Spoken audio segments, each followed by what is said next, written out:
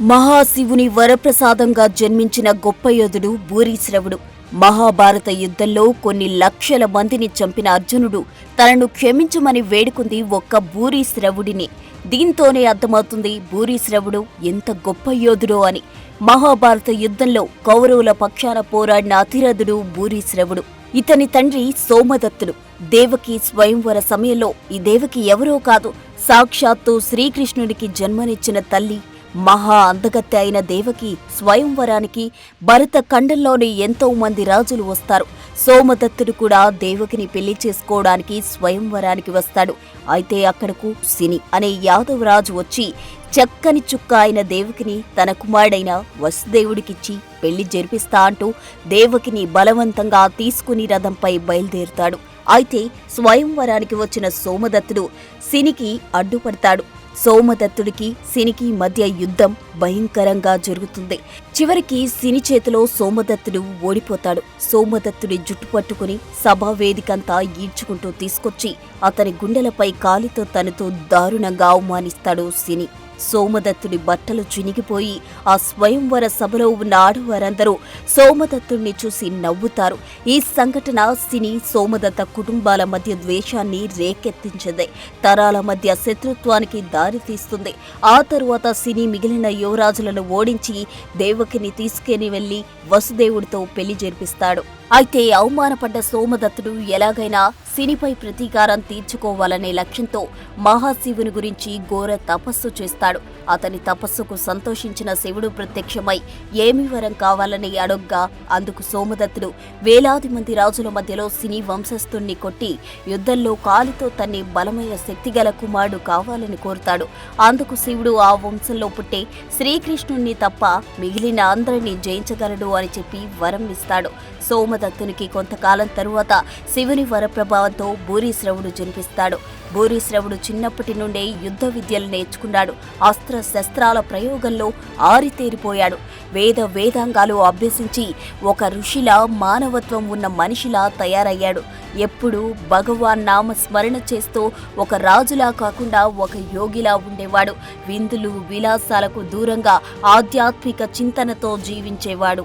ఆ తరువాత కొంతకాలానికి మహాభారత యుద్ధం జరగబోతుందని తెలిసి ఆ యుద్ధంలో సినీ వంశస్థులైన శ్రీకృష్ణుడు, సాత్యకి మొదలైన వీరులు పాండవులకు మద్దతిస్తున్నారని తెలిసి అతిరథుడైన భూరీశ్రవుడు కౌరవుల పక్షాన యుద్ధం చేస్తాడు. పాండవుల పక్షాన ఉన్న ఎంతో మంది యోధులను యుద్ధంలో ఓడిస్తాడు.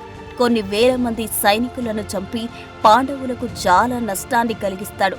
తన శత్రు వంశస్థుడైన సాత్యకి 10 మంది కుమారులను యుద్ధంలో దారుణంగా హతమారుస్తాడు. తన కుమారులను చంపి తనకు కడుపుకోత మిగిల్చిన భూరీశ్రవుడిని చంపడానికి సమయం కోసం కాచుకొని ఎదురు చూస్తుంటాడు సాత్యకి. మహాభారత యుద్ధం 13వ రోజు పద్మవ్యూహంలో అభిమన్యుడిని కౌరవ యోధులందరూ చుట్టుముట్టి దారుణంగా చంపుతారు. అభిమన్యుడి చావుకు కారణం జయద్రథుడు. తెలిసిన అర్జునుడు రేపు సూర్యాస్తమయంలోగా జయద్రథుని చంపుతాను, అలా చేయనిచో నేను అగ్నిలో దూకి ప్రాణత్యాగం చేస్తాను అని భీకర ప్రతిజ్ఞ చేస్తాడు. ఈ వార్త విన్న దుర్యోధనుడు పరమానంద భరితుడవుతాడు. ఎందుకంటే రేపొక్కరోజు సైంధవుణ్ణి కాపాడితే చాలు, అర్జునుడు సైంధవుణ్ణి వధించలేక తానే చనిపోతాడు. అర్జునుడు ఆడిన మాట తప్పడు అని అనుకుంటాడు దుర్యోధనుడు. కానీ జయద్రథుడు భయభ్రాంతుడవుతాడు. తాను యుద్ధరంగం వదిలి నగరానికి వెళ్లిపోతానని సిద్ధమవుతాడు. అలా యుద్ధరంగం నుంచి తొలగిపోవడం అమర్యాదని, అది వీరుని లక్షణం కాదని దుర్యోధనుడు సైంధవుడికి నచ్చజెప్తాడు. నీవేమీ భయపడకు, మేమంతా కలిసి రేపు నీవు అర్జునుడి కంటపడకుండా కాపాడుతామని ధైర్యం చెప్తాడు. యుద్ధం 14వ రోజు ద్రోణుడు జయద్రథుడిని రక్షించడం కోసం శకట వ్యూహం అమలు చేస్తాడు. జయద్రథుడిని మధ్యలో ఉంచి చుట్టూ కర్ణుడు, ద్రోణుడు, అశ్వత్థామ మొదలైన కౌరవ యోధులు కాపాడుతుంటారు. అర్జునుడు ఆ వ్యూహాన్ని సమీపించకుండా చేయాలని కౌరవ వీరులలో కొందరు అతడితో యుద్ధం చేస్తుంటారు. అయితే అర్జునుడు సాధ్యమైనంత త్వరగా జయద్రథుని చేరుకునేందుకు ప్రయత్నం చేస్తుంటాడు. అతన్ని వధించాలి, లేనిచో తాను మరణించక తప్పదు అని అర్జునుడికి తెలుసు. కృష్ణార్జునులకు స్నేహితుడైన సాత్యకిని యుద్ధరంగంలో ధర్మరాజుకి రక్షకునిగా నియమిస్తారు. అయితే యుద్ధరంగంలో భూరిశ్రవుడు ఎదురవగానే అతని పట్ల పగతో ఉన్న సాత్యకి ఇదే మంచి సమయం భూరిశ్రవుణ్ణి చంపడానికి అని అనుకుని ధర్మరాజుని ఒంటరిగా వదిలేసి భూరిశ్రవుడితో ద్వంద్వ యుద్ధం చేస్తాడు. భూరిశ్రవుడికి సాత్యకి మధ్య యుద్ధం భయంకరంగా జరుగుతుంది. ఇద్దరూ ఒకరిపై ఒకరు పిడిగుద్దులు గుద్దుకుంటారు. కాసేపు కత్తులతోనూ మరి కాసేపు గదతోనూ ఇలా ఏది దొరికితే దానితో యుద్ధం భయంకరంగా చేస్తారు. ఇద్దరు అతిరథులు ఒకరికి ఒకరు తగ్గకుండా యుద్ధం చేస్తారు. భూరిశ్రవుడికి సాత్యకి మధ్య జరిగిన యుద్ధంలో చివరకు సాత్యకి అలసిపోతాడు. భూరిశ్రవుడు సాత్యకిని రథం మీద నుండి కింద పడేస్తాడు. అతని గుండెలపైన కాలితో ఇష్టమొచ్చినట్లు తంతాడు. ఆ దెబ్బలు తట్టుకోలేక సాత్యకి హృదయ విదారకంగా కేకలు పెడతాడు.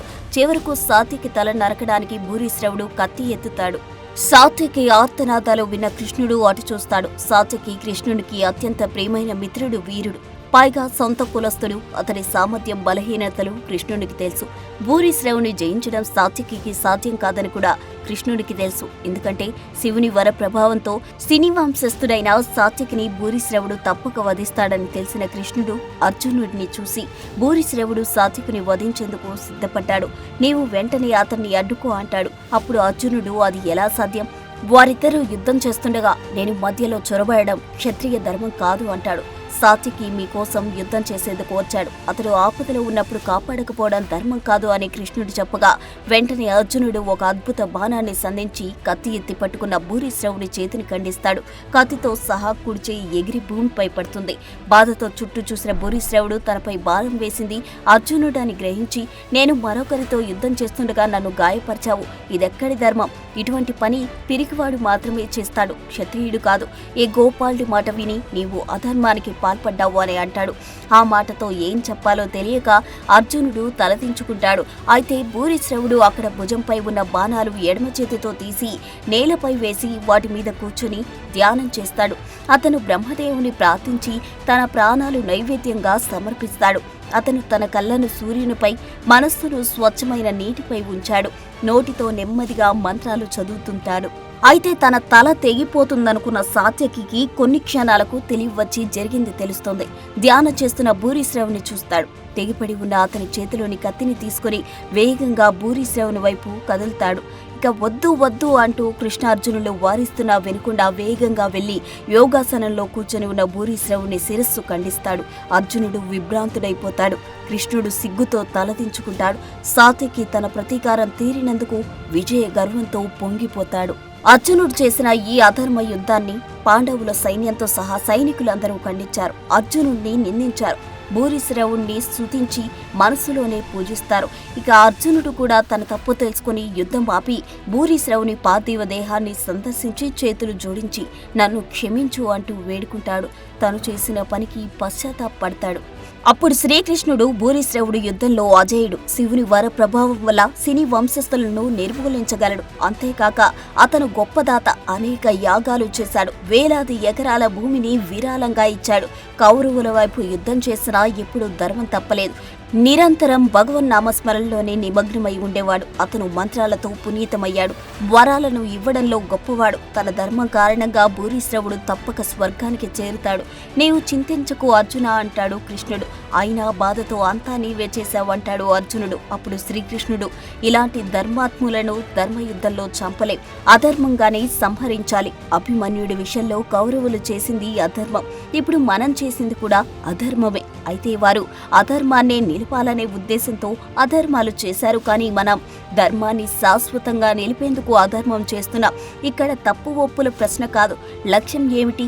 లక్ష్య సాధనకు నీతి న్యాయాల పరిధిలో విజయం సాధించగలవా లేదా అనేదే ముఖ్యమైన ప్రశ్న అని కృష్ణుడు అర్జునుడికి బోధించి సమయం మించిపోతుంది, జయద్రథుణ్ణి చంపమని కర్తవ్యాన్ని బోధిస్తాడు. ఈ విధంగా గొప్ప యోధుడు భూరిశ్రవుడు అధర్మ యుద్ధంలో అస్తమిస్తాడు. For more videos like this, subscribe Big TV channel.